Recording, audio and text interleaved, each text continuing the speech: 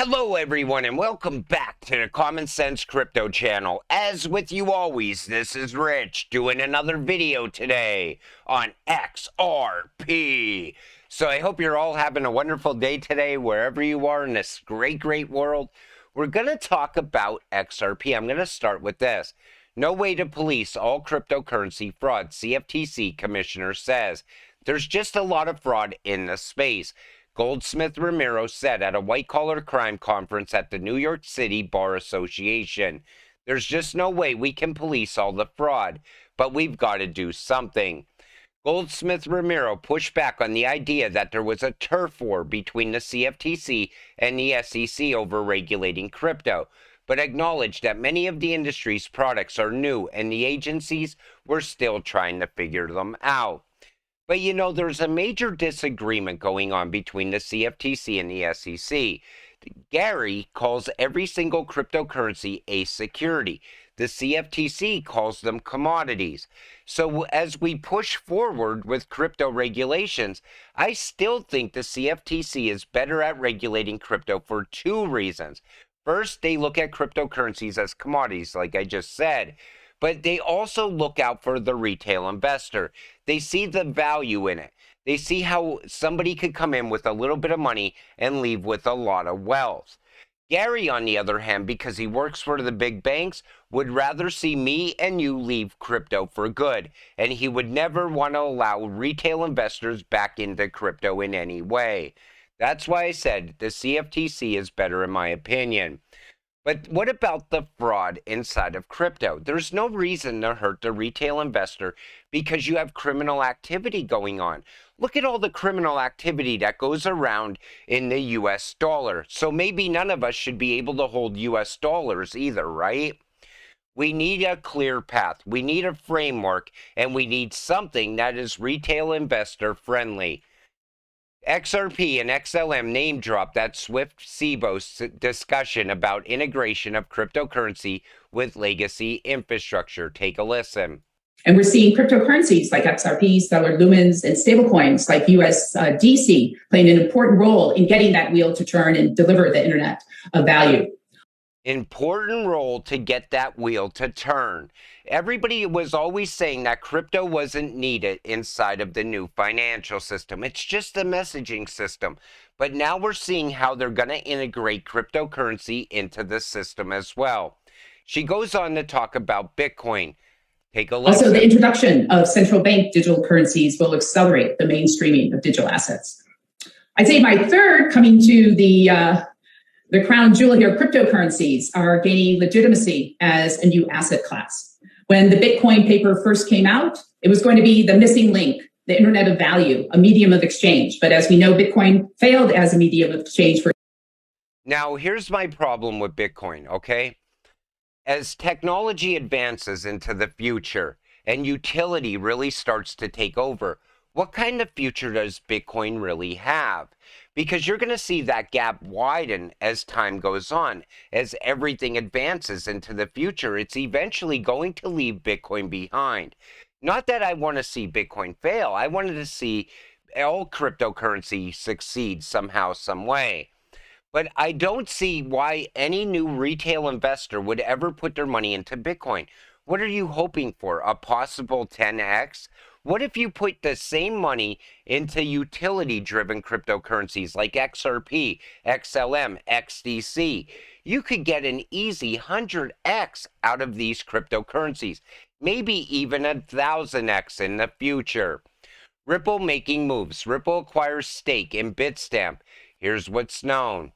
The acquisition is particularly interesting for members of the XRP community who uncovered some intriguing details about the deal.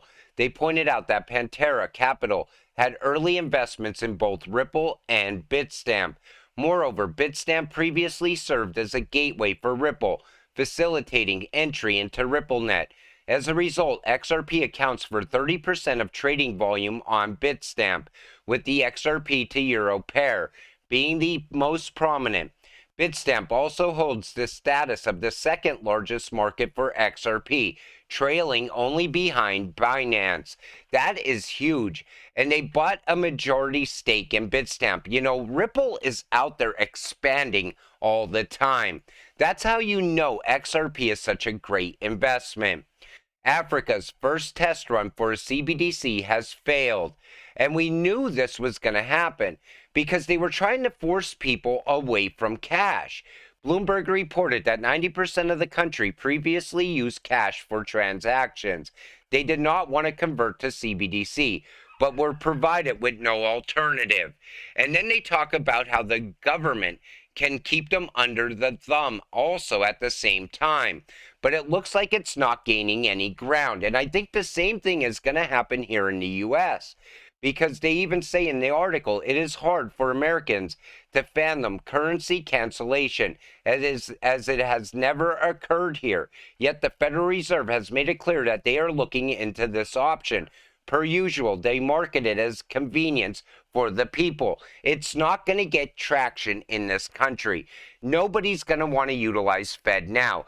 Nobody's ever going to want to go to a CBDC in the US. I'm just not seeing it happen. And it failed there first, and that's usually where we test run everything, is in Africa. Look at, we're testing digital IDs right now over in the Ukraine. Those are not going to get traction here in the US either.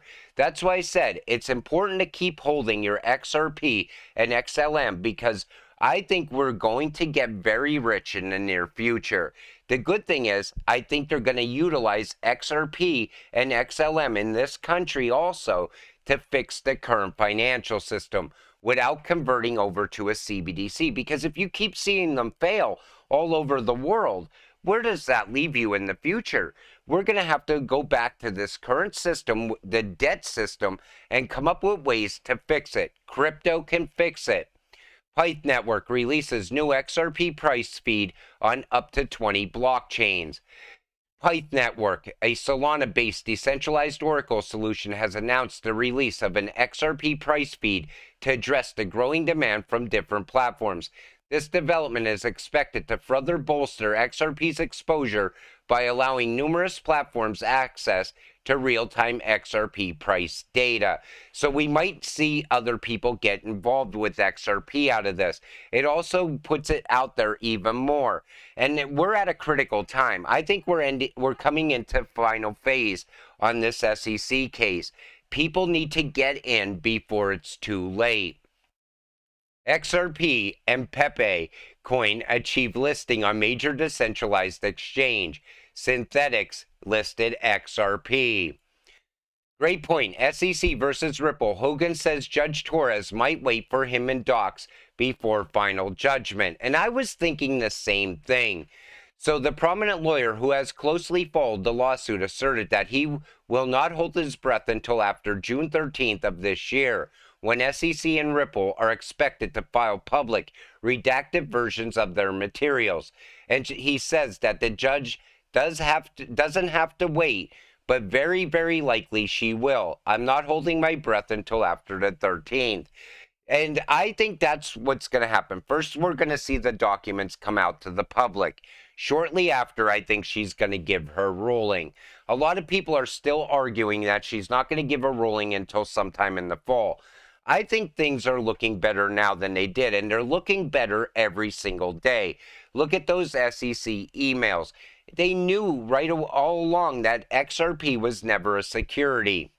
Now, I like this. So, Crypto Showdown, SEC versus Ripple, the battle for freedom and innovation. Listen to the way they worded this. I thought this was great, and it was definitely worth a share.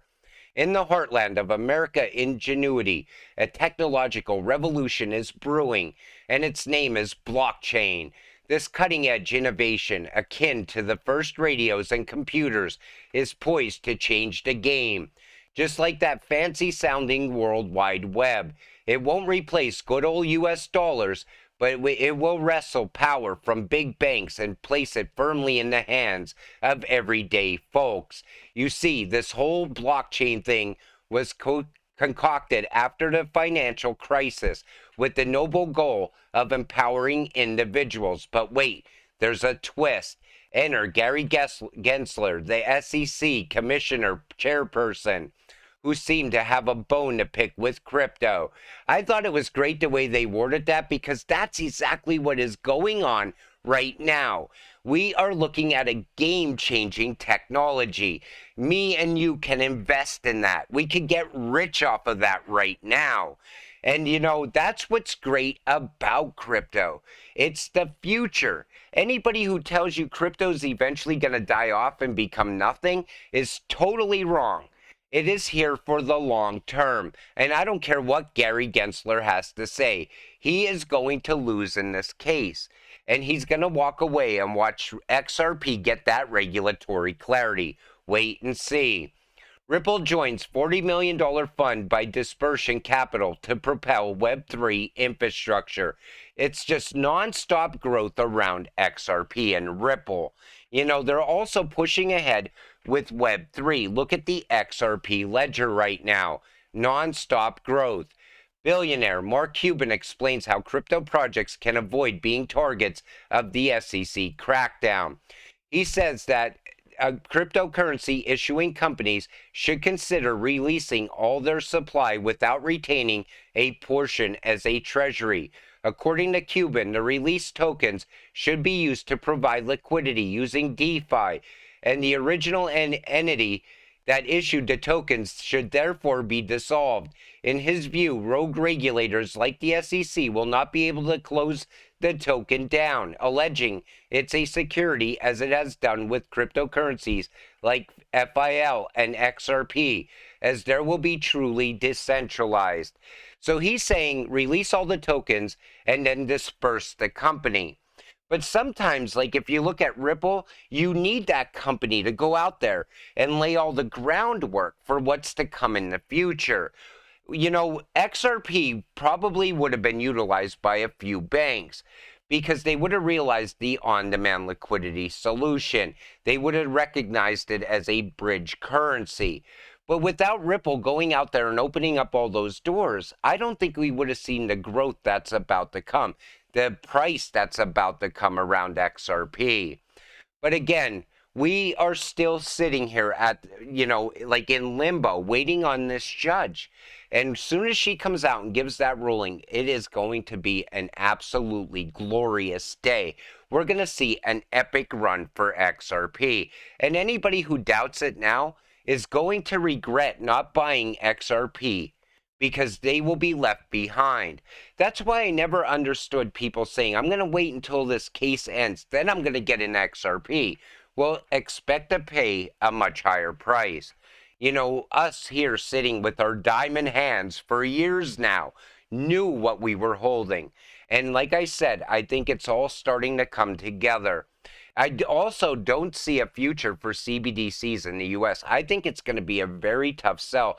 I do feel FedNow is going to roll out, but in the long run, it is going to fail because people will not want to adopt it. People will not use merchants that accept it. You could already see it with people like, look at Starbucks. They put up a sign that says, we no longer accept cash. Right away, people stop using Starbucks. The same is going to happen with CBDCs. And, you know, we need to fight back against that because our government definitely, if they have the opportunity, they will weaponize it against us in the future. If we say things that they don't like, they definitely will take our cash or lock it up. And they'll also keep track of everything we're buying. Maybe they don't let certain payments go through depending on what you're buying, like guns or maybe gas in the future. That's what worries me. I think we need to fix the current system, go to a gold-backed system, and stop spending money. This country needs to stop spending. The sooner they realize that, the better off we will be. And you know, there's a couple ways that they could fix this system. Not only cut the spending, but look at all the fraud that happened during COVID. People taking that PPP money, people getting double unemployment, triple unemployment.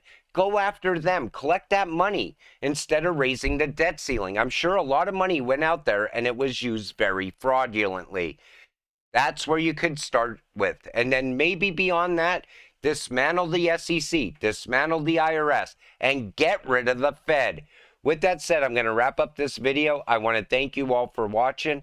I appreciate all of you. I'll see you in the next one. Have a great night.